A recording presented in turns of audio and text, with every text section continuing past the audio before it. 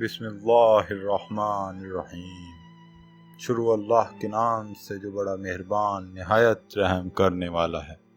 حضرت حنظلہ رضی اللہ عنہ کہتے ہیں کہ ایک مرتبہ ہم لوگ حضور صلی اللہ علیہ وسلم کی مجلس میں تھے۔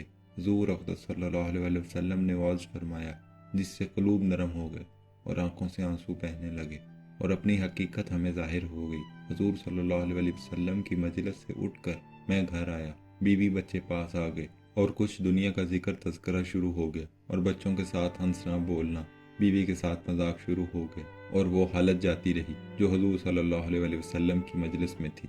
دفعتاً خیال آیا کہ میں پہلے کس حال میں تھا اور اب کیا ہو گیا۔ میں نے اپنے دل میں کہا کہ تو منافق ہو گیا، کہ ظاہر میں حضور اقدس صلی اللہ علیہ وسلم کے سامنے تو وہ حال تھا اور اب گھر میں آ کر یہ حالت ہو گئی۔ میں اس پر افسوس اور رنج کرتا ہوا اور یہ کہتا ہوا گھر سے نکلا کہ حنظلہ تو منافق ہو گیا۔ سامنے سے حضرت ابو بکر صدیق رضی اللہ عنہ تشریف لا رہے تھے۔ میں نے ان سے عرض کیا کہ حنظلہ تو منافق ہو گیا۔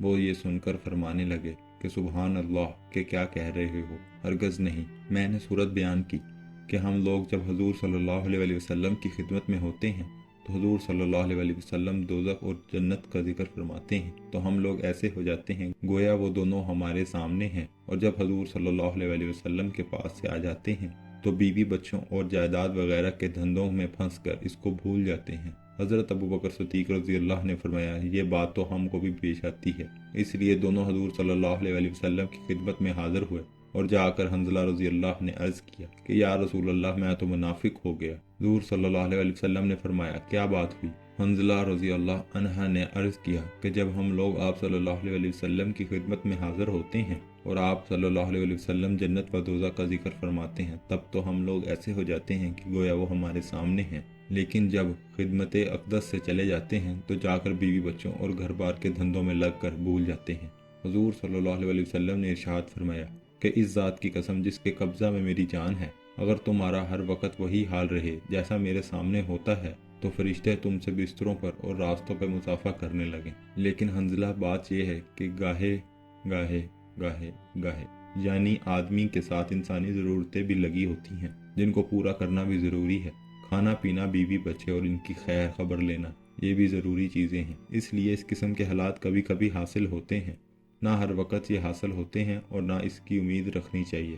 یہ فرشتوں کی شان ہے کہ ان کو کوئی دوسرا دھندا ہی نہیں، نہ بیوی بچے، نہ فکر معاش اور نہ دنیاوی قصے، اور انسان کے ساتھ چونکہ بشری ضروریات لگی ہوتی ہیں اس لیے وہ ہر وقت ایک سی حالت پر نہیں رہ سکتا۔ لیکن غور کی بات یہ ہے کہ صحابہ کرام رضی اللہ کو اپنے دین کی کتنی فکر تھی کہ ذرا سی بات سے کہ حضور صلی اللہ علیہ وسلم کے سامنے جو حالت ہماری ہوتی ہے وہ بعد میں نہیں رہتی، اس سے اپنے منافق ہونے کا ان کو فکر ہو گیا۔ عشق اسد و ہزار بدگمانی، عشق جس سے ہوتا ہے اس کے متعلق ہزار طرح کی بدگمانی اور فکر ہو جاتا ہے۔